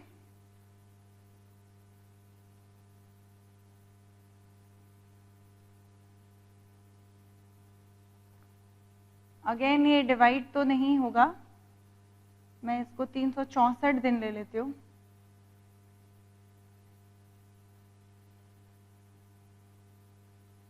या 363 भी ले सकते हैं, ओके 360 ही लेते हैं।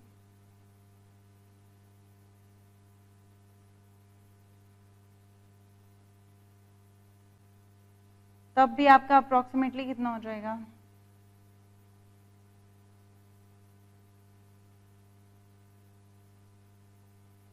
$24 days exactly,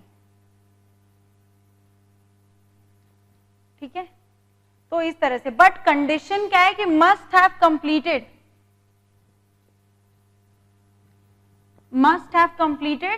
240 days of work. तो मैं यहां पे फिर से इसी बात को लिख रही हूं कि कंडीशन क्या है, must have completed 240 days of work. इस 240 डेज में क्या क्या इंक्लूडेड है?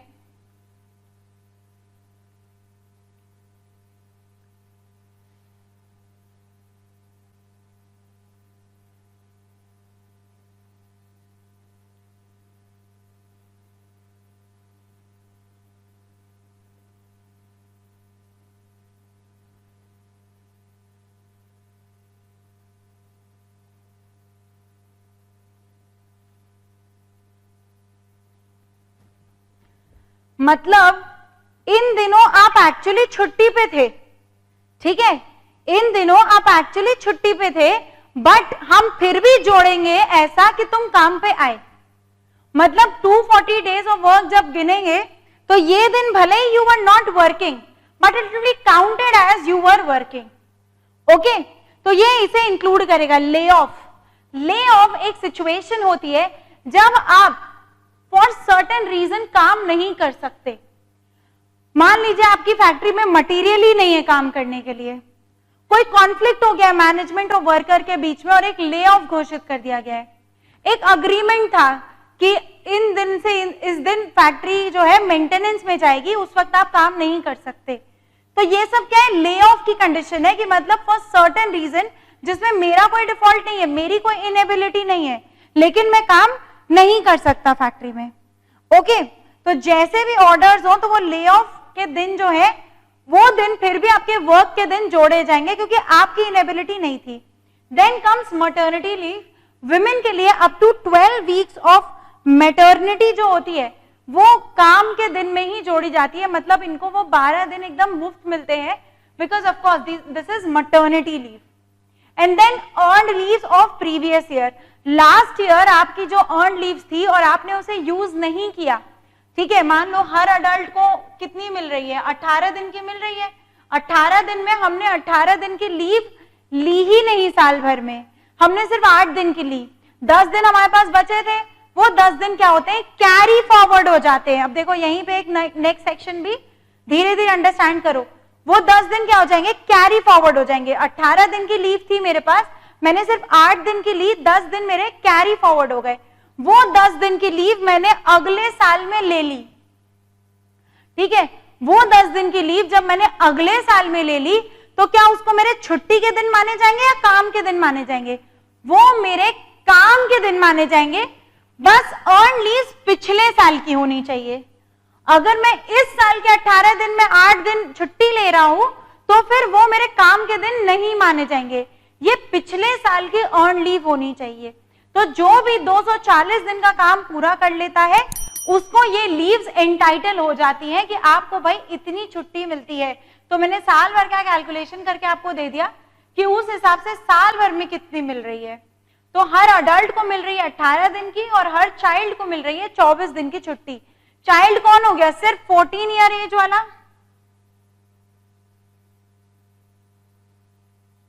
और अडल्ट कौन हो गया, पूरा 15 से लेकर आगे जितने भी एज तक आप काम कर रहे हो वो पूरा अडल्ट हो गया, ठीक है। बात समझ में आ गई? So that is your annual leave with wages.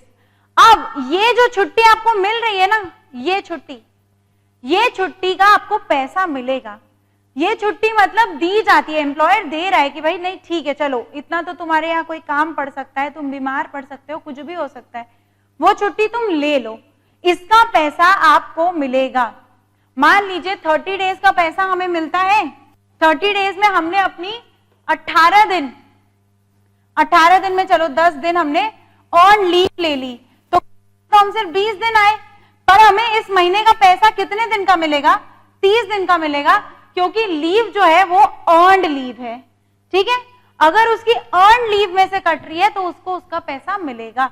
अगर अर्न लीव के बाहर मतलब अर्न लीव खत्म हो चुकी है and still you are taking leave, अब पैसा कटना चालू हो जाएगा। अंडरस्टूड? तो यहां पे हम लोगों ने डिस्कस कर लिया कि कितनी लीव्स मिलेंगी और क्या क्या दिन इसमें शामिल होंगे। यहां पे एक छोटा सा प्रोविजन और है, but the above shall not be entitled for a worker to earn leave. The leave admissible shall be exclusive of all holidays whether occurring during or either at the end of the period of leave. मतलब कोई भी holidays में नहीं जोड़ दिया जाएगा। मान लो कि दशहरा की छुट्टी थी 2 दिन की, हमने 1 दिन और लीव ले ली, अब मेरा 3 दिन छुट्टी नहीं माना जाएगा, सिर्फ 1 दिन छुट्टी माना जाएगा, ओके। क्योंकि 2 दिन तो ऑफिस ही बंद था, वही 2 दिन तो काम ही बंद था, दशहरे की छुट्टी थी। तो यहाँ पे एक छोटी सी बात और लिखी कि this is exclusive of all holidays.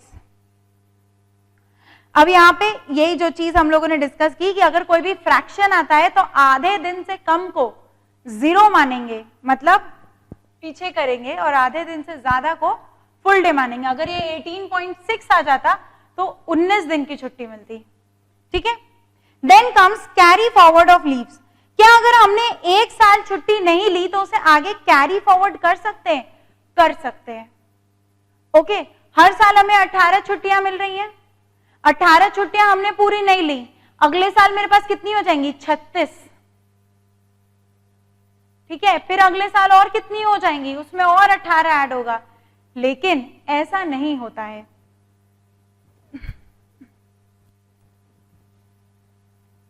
Carry forward आप कर सकते हैं,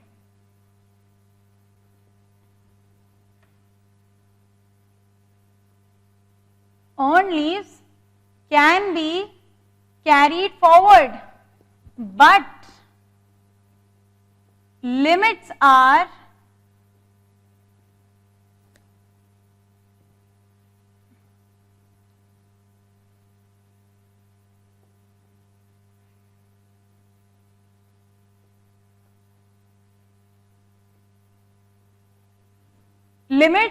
अडल्ट के केस में 30 और चाइल्ड के केस में 40, इतने ही कैरी फॉरवर्ड कर सकते हैं। मतलब अगर 1 साल में 18 छुट्टी तुमने नहीं ली तो अगले साल कितनी हो जाएंगी, 36 हो जाएंगी। तो तुम 18 कैरी फॉरवर्ड किए, लेकिन अब उस साल की भी 18 कैरी नहीं लिए तो नेक्स्ट ईयर 3rd ईयर तक कितनी जाएंगी, जैसे देखो ये आपका ईयर 1 है, ईयर 2, ईयर 3, ईयर 4। यहां पे 18 मिली, हमने नहीं ली। यहां पे फिर 18 मिली और ये 18 हो गई, टोटल हो गई 36। हमने ये भी नहीं ली, तो अब अगले साल कितनी जाएगी? 36 नहीं, सिर्फ 30 जाएगी और फिर तुम्हें 18 मिलेगी। 36 नहीं जाएगी, सिर्फ 30 कैरी फॉरवर्ड होगी, फिर 18 मिलेगी। अब तुमने ये भी नहीं ली, तुम्हारे पास 48 लीव्स हो गई। बैठे रहो, कितनी कैरी फॉरवर्ड होंगी? सिर्फ 30 कैरी फॉरवर्ड होंगी, फिर 18 मिलेंगी। मतलब इससे ज्यादा नहीं मिलेगी। ओके, बात समझ में आ रही है? तो मैम हम ऐसे लैप्स करा सकते हैं? नहीं, आप इसे एनकैश करा लो। आपने नहीं ली छुट्टी, एनकैश करा लो, खत्म करो बात। और अगर आपको लगता है कि अगले साल आपको छुट्टियों की जरूरत पड़ेगी तो उसे इनकैश मत कराइए और उसको संभाल के रखिए, अगले साल आपको 36 दिन हो जाएंगे। लेकिन 36 दिन में भी अगर आपको पता है कि इस साल भी कोई छुट्टी लेने की जरूरत नहीं है तो आपको क्या करा लेना चाहिए? इनकैश करा लेना चाहिए। क्यों? क्योंकि ये आपकी लीव्स विथ वेजेस है, इन दिनों का पैसा आपको मिलना चाहिए। तो उन दिनों का पैसा जब आप छुट्टी नहीं ले रहे हो तो आप पैसा ले सकते हो। ओके, ठीक है। तो कैरी फॉरवर्ड ऑफ लीव समझ में आ गया कि कैरी फॉरवर्ड कर सकते हैं, लेकिन उसकी एक लिमिट है। अडल्ट के केस में मैक्सिमम 30 और चाइल्ड के केस में मैक्सिमम 40। तो ये सेम चीज चाइल्ड के केस में कैसे अप्लाई होगी? उसको 24 दिन की छुट्टी मिली, अगले साल कितनी हो जाएगी? 24 + 24 48 हो जाएगी। लेकिन 48 में क्या पूरी 48 फिर से अगले साल जाएगी? नहीं, सिर्फ 40 जाएगी। 8 को या तो वो ले ले, या तो छुट्टियां ले ले, या तो इनकैश करा ले। अंडरस्टूड? चलो, अवेलिंग ऑफ लीव्स। लीव्स अगर अवेल करनी है तो 15 दिन का नोटिस दे दीजिए। मतलब अगर मान लीजिए मुझे किसी दिन लीव लेनी है तो उसके 15 दिन पहले नोटिस दे दें कि I will be on leave. और अगर पब्लिक यूटिलिटी सर्विस है तो 30 डेज की लीव, 30 डेज की नोटिस लगेगी।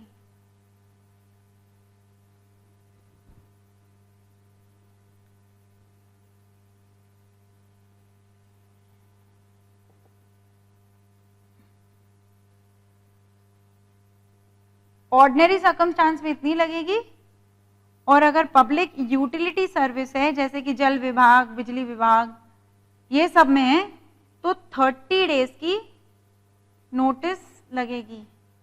ठीक है, आप नोटिस जब से दोगे तब से 30 दिन बाद की छुट्टी मिल सकती है, या फिर जब आपको छुट्टी लेनी है उसके 30 दिन पहले आप नोटिस दे दीजिए। Then comes wages during leave period. तो एंटाइटल्ड है पेमेंट के, और किस हिसाब से एंटाइटल्ड है? जो आपकी नॉर्मल वेजेस है उसके हिसाब से एंटाइटल्ड है। अब पीस रेट का मैम कैसे निकालेंगे?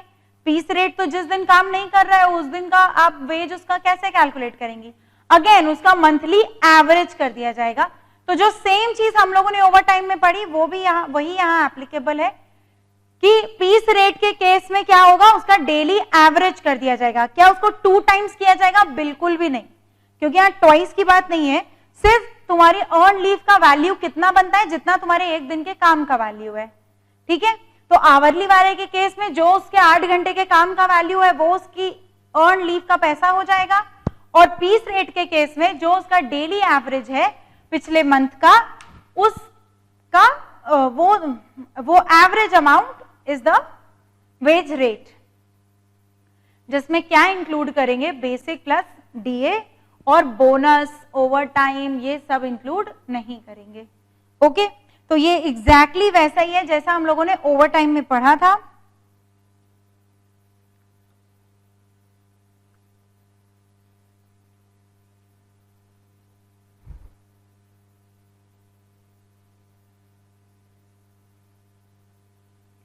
क्या एडवांस पेमेंट हो सकता है? एडवांस पेमेंट क्या किया जा सकता है? किया जा सकता है।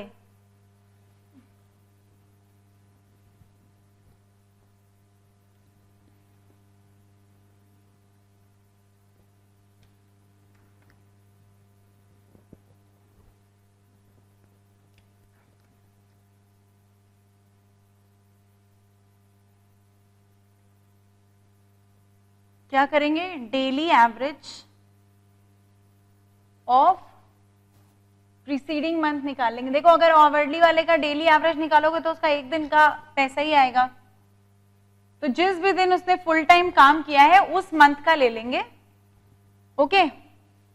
और वेज में क्या इंक्लूड होगा, बेसिक प्लस डियरनेस अलाउंस, और क्या एक्सक्लूड होगा, कोई भी बोनस या ओवर टाइम।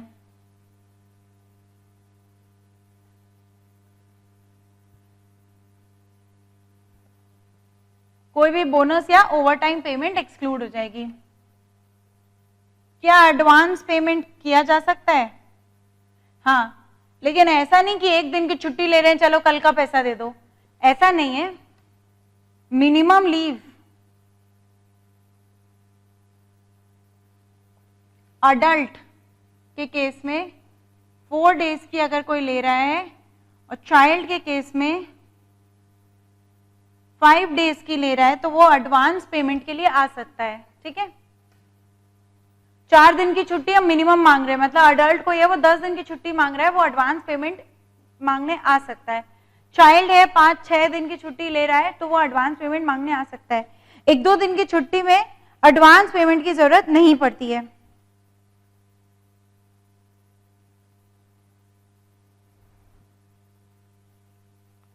अच्छा, तो यहाँ पे फैक्ट्रीज एक्ट कहता है कि अगर वो लोग मिनिमम इतने दिन की छुट्टी ले रहे हैं तो फिर आप उनको पेमेंट कर दीजिए, they shall be paid.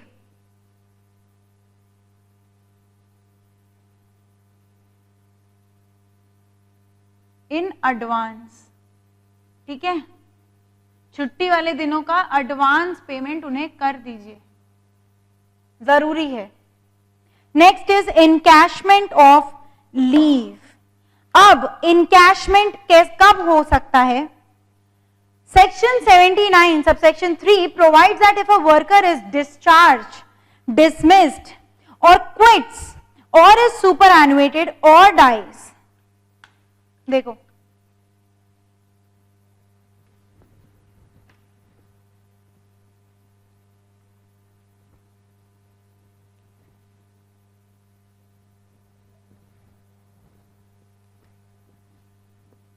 if the worker is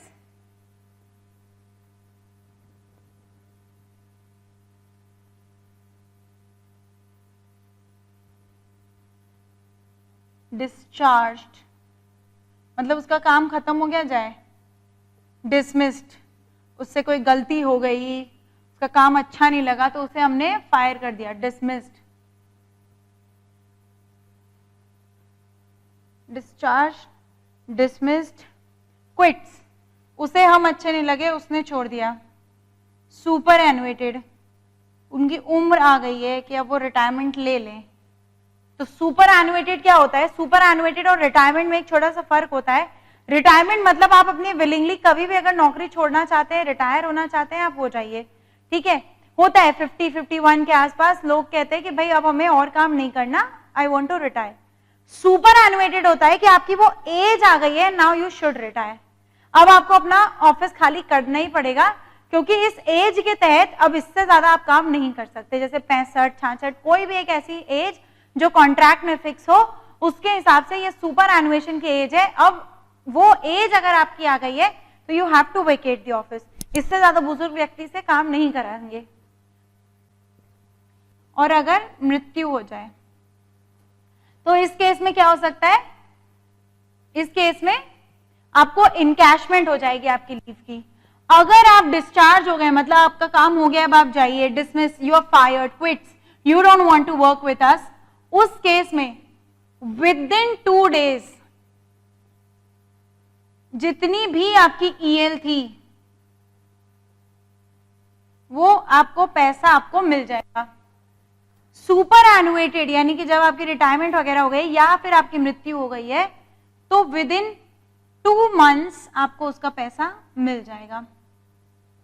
अब आप बोलोगे कि मैम कहीं कहीं तो ये हो सकता है कि ईएल का पैसा वर्कर मांग ले, तो देखो वो डिपेंड करता है। वैसे यहाँ पे एक्ट में लिखा है कि इस 5 केस में इनकैशमेंट होगी, तो यानी ये एक सेड सी बात है कि worker should take that much amount of the leave, वो लीव ले, थोड़ा साल भर में 1 हफ्ते का लीव ले 4-5 दिन का लीव ले।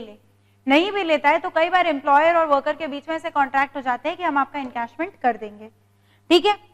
So section 79(3) provides that if a worker is discharge, dismissed और quits or superannuated or dies during the course of the calendar year, he or his heir or nominee shall be entitled। अब देखो dice के case में तो कोई legal higher या nominee को ही देना पड़ेगा ना। नॉमिनी मतलब अगर उन्होंने कहीं लिख के दिया था कि भाई अगर मैं मर जाऊं तो मेरा पैसा उस पर्सन को देना, वो तो नॉमिनी होता है।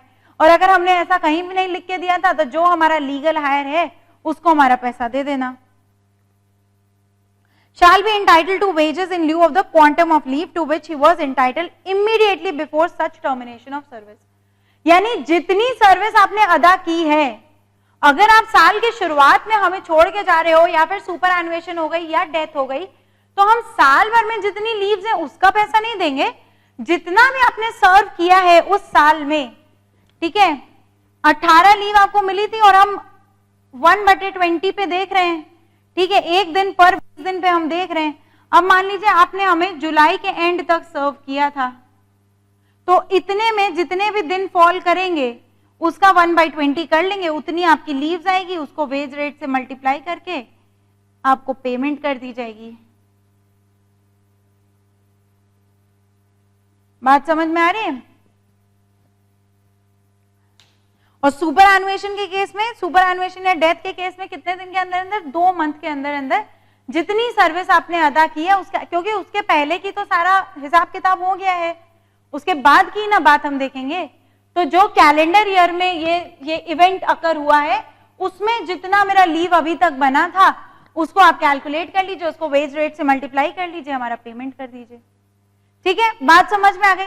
So that is all about your annual leave with wages, जिसमें हम लोगों ने बात की कि अगर कोई 240 दिन हमारे साथ काम करे तो अडल्ट के केस में 1 दिन पर 20 दिन उसको लीव मिलनी चाहिए और चाइल्ड के केस में 1 दिन पर 15 दिन उसको लीव मिलनी चाहिए, ओके।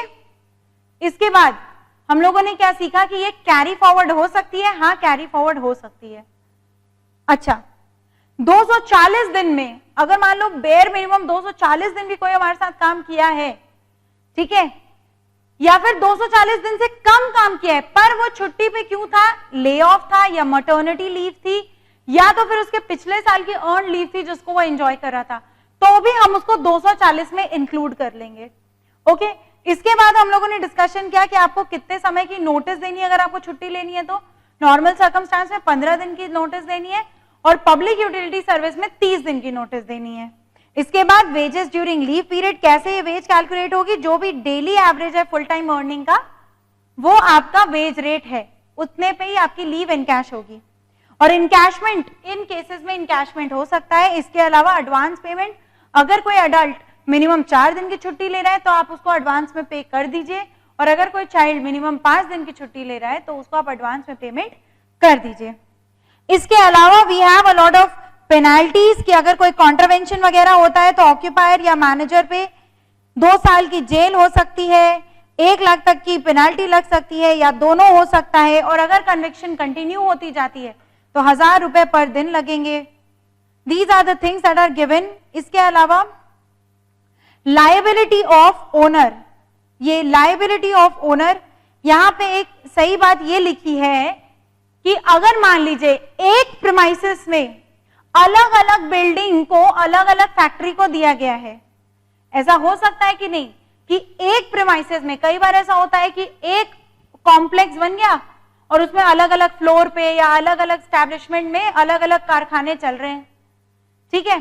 तो इस केस में जो उस बिल्डिंग का ओनर है वो ऑक्यूपायर या मैनेजर की पोजीशन ले लेता है, मतलब उसको इस बात का ध्यान रखना है कि आप कॉमन फैसिलिटी जैसे कि अप्रोच रोड्स, भाई जिस रास्ते से वर्कर वहां पहुंचेगा, drainage, water supply, lighting, sanitation, ऐसे में तो जो उस शॉप का मालिक है वो कुछ नहीं कर पाएगा ना।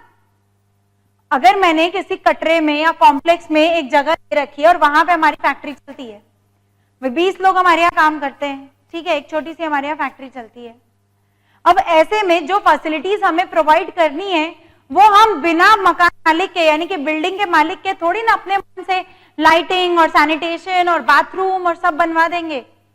तो इस केस में एक्ट कहता है कि जो आपका बिल्डिंग का ओनर है वही ऑक्यूपायर या मैनेजर की भूमिका निभाएगा और उसको ये देखना है कि जो वर्कर्स वहां आते हैं या जो फैक्ट्री उस कमरे में चल रही है, उस फ्लोर पे चल रही है, वहां पे प्रॉपर लाइटिंग है, सैनिटेशन है, वाटर सप्लाई है, सब कुछ ये सारी चीजें बिल्डिंग के ओनर के हाथों में है।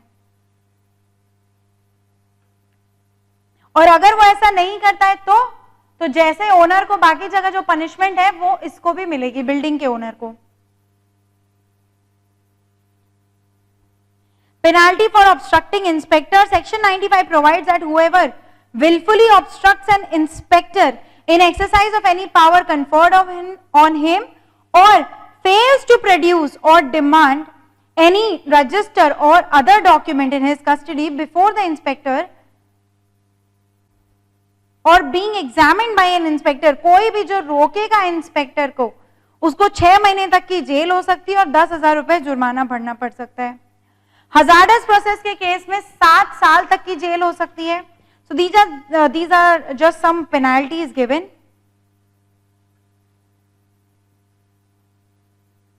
अच्छा, हजार्डस प्रोसेस के केस में 7 साल तक की जेल हो सकती है, लेकिन अगर 1 साल में मान लीजिए आपको पता चला कि कॉन्ट्रावेंशन हो गई है हजार्डस प्रोसेस के केस में, ओके, और हजार्डस प्रोसेस के केस में भी कॉन्ट्रावेंशन के बाद भी आप 1 साल तक कोई एक्शन ही नहीं ले रहे हैं, कॉन्ट्रावेंशन आपकी कंटिन्यूड है, तो उस केस में जब आप पकड़ाएंगे तो 10 साल तक की जेल हो सकती है। ओके, क्या वर्कर पे भी कोई पेनाल्टी लग सकती है? जी हाँ, वर्कर अगर यहाँ के रूल रेगुलेशन इस फैक्ट्रीज एक्ट के कोई भी तोड़ता है, जैसे कि नोटिस देना, बता देना, ये सारी चीजें कोई भी रूल तोड़ता है तो उसको 500 रुपए तक का फाइन भरना पड़ सकता है। ऑफकोर्स वर्कर पे इससे ज्यादा क्या लगाएंगे। अगर कोई false certificate of fitness use करे तो उसको 2 महीने तक की जेल हो सकती है या 1,000 रुपए जुर्माना भरना पड़ सकता है। और अगर penalty for permitting double employment of child, अगर कोई पेरेंट या गार्जियन चाइल्ड से डबल एम्प्लॉयमेंट कराता है, मतलब एक ही दिन 4 घंटा एक फैक्ट्री में काम कराओ और 4 घंटा एक फैक्ट्री में काम कराओ, तो उनके ऊपर 1,000 तक का जुर्माना लग सकता है, अनटिल अनलेस वो ये प्रूव कर दें कि भैया ये हमसे बिना पूछे भाग जाता था। ठीक है, बात समझ में आ गई। तो ये सारे आपके पेनाल्टीज हैं ऑफेंसेस के। Rest we have discussed the entire chapter. We discussed about health, 10 points थे जिसमें क्लीनलीनेस, आपका dust and fume, artificial humidification, temperature, lighting, ventilation, latrines and urinals, spittoons, ये सारी चीजें हमने डिस्कस की। फिर सेफ्टी में हमने क्या डिस्कस किया, सेफ्टी में कुछ स्पेसिफिक स्टैंडर्ड्स हमने डिस्कस नहीं किए, लेकिन हाँ उसमें क्या था कि मशीन के अराउंड या फैक्ट्री में क्या क्या सेफ्टी मेजर फॉलो करने। इसके अलावा 3 इंपॉर्टेंट टॉपिक थे उसमें। हजार्डस प्रोसेस के केस में क्या करना है आपको, site appraisal committee, central government, state government एक साइट अप्रेजल कमिटी रख सकती है और उससे रेकमेंडेशन ले सकती है। ये चीजें हम लोग ने डिस्कस की थी। इसके बाद हमने डिस्कस किया था कि ऑक्यूपायर की क्या रिस्पॉन्सिबिलिटी है, which is one of the most important question from the entire chapter. Occupier की रिस्पॉन्सिबिलिटी 4 और एक सेक्शन 41C, क्या क्या रिस्पॉन्सिबिलिटी थी, डिटेल प्लान लेआउट करना है, डिटेल पॉलिसी लेआउट करनी है, ऑन साइट इमरजेंसी प्लान, और हजार्डस प्रोसेस, अगर हजार्डस प्रोसेस कैरी आउट हो रहा है, सब्सटेंसेस हैं तो उसकी हैंडलिंग और सेफ्टी मेजर वर्कर को भी बतानी है, जनरल पब्लिक को भी बतानी है। These are some points. 41C में था कि हजार्डस प्रोसेस है तो आपको एक पढ़ा लिखा व्यक्ति रखना है जो कि ये सब करना जानता हो, और आपके पास एक पूरा प्रॉपर मैनुअल होना चाहिए कि भाई किस तरह से ये चीजें हैंडल होती हैं। उसके बाद पावर्स ऑफ सेंट्रल गवर्नमेंट था 41D-E-F-G-H, ठीक है, अलग अलग पावर्स थे। Then we started discussing about welfare of the workers. Welfare में क्या चीजें थी, जो चीजें आपको हेल्थ से फिर ऊपर चाहिए, बेटर वर्किंग कंडीशंस के लिए, ओके, जिसमें थी कैंटीन्स, फर्स्ट एड अप्लायंसेस, आपके क्रैचेस हो गए, ये सारी चीजें थी। ठीक है, सिटिंग फैसिलिटी, ड्राइंग फैसिलिटी और आपके वॉशिंग फैसिलिटीज, सेफ्टी यानी कि वेलफेयर ऑफिसर्स होने चाहिए। सेफ्टी ऑफिसर तो सेफ्टी वाले पॉइंट पे कवर हो गया, फिर एक वेलफेयर ऑफिसर भी होने चाहिए। ठीक है, ये सारी चीजें हमने डिस्कस की। फिर हमने सेशन में आज के डिस्कस क्या क्या किया है कि वेजेस, ओके, वेजेस, ये वीकली हॉलीडेज वगैरह के बारे में हमने डिस्कस किया है कि कैसे संडे को हॉलीडे होना चाहिए, नहीं होता है तो आप कॉम्पनसेट करो, 1 महीने के अंदर अंदर छुट्टी दो, नहीं तो 2 महीने के अंदर अंदर उस पूरे लीव को कॉम्पनसेट करो। ओके, ये सारी चीजें हमने वीकली हॉलीडे में बात की। हमने और बात की अडल्ट कौन है, अडोलेसेंट कौन है, चाइल्ड कौन है, यंग पर्सन कौन है, ये सारी चीजें हमने डिस्कस की। ओके, अडल्ट कौन हो गया आपका 15 साल से ऊपर सब अडल्ट, अडोलेसेंट 15 से 18 वाला, चाइल्ड 14 साल की एज वाला और यंग पर्सन 14 से लेके 18 वाला। ठीक है, बात समझ में आ गई। उसके बाद हम लोगों ने डिस्कस किया आपका employment of women and young person, कितने वर्किंग आवर्स हो सकते हैं, क्या हो सकता है, कैसे आप काम कराओगे, ये सारी चीजें। Next and lastly we discussed about the annual leaves with wages, कैसे छुट्टियां मिलेंगी, कितनी छुट्टियां मिलेंगी, कैरी फॉरवर्ड हो सकती है नहीं, everything we have discussed. I request you all to complete your notes and do this exercise, ये fill in the blanks, true and false, state multiple choice questions and the subjective question as given in your book. Please attempt them. इनको जब आप attempt करोगे तभी आपके अंदर ये confidence आएगा कि आपको हर छोटी छोटी चीज याद है। देखो, ध्यान रखो, मैं बार बार कहती हूँ कि ये जो आपके कोर्स में fill in the blanks, state true and false और मल्टीपल चॉइस क्वेश्चन है ना, ये आपके लिए जितने बड़े बॉम्बर है उतने बड़े बुगर भी हो सकते हैं। क्यों? क्योंकि जितने ज्यादा ये स्कोरिंग होते हैं उतना ही ज्यादा ये आपको फोर्स करते हैं कि आप छोटी छोटी डिटेल्स पे ध्यान दीजिए, आप छोटी छोटी चीजों को छोड़ नहीं सकते। ठीक है, टाइमिंग क्या होना चाहिए काम करने का, कितना आवर्स होना चाहिए, कितने दिन की नोटिस देनी है, ये सारी चीजें आपकी फिल इन द ब्लैंक्स और ये सारी चीजों में कवर हो जाती है, इसलिए इनकी प्रैक्टिस करना बहुत ज्यादा जरूरी है। Okay, so next we will meet up with our another chapter, another act, that is payment of gratuity act. Till then you take care, bye bye.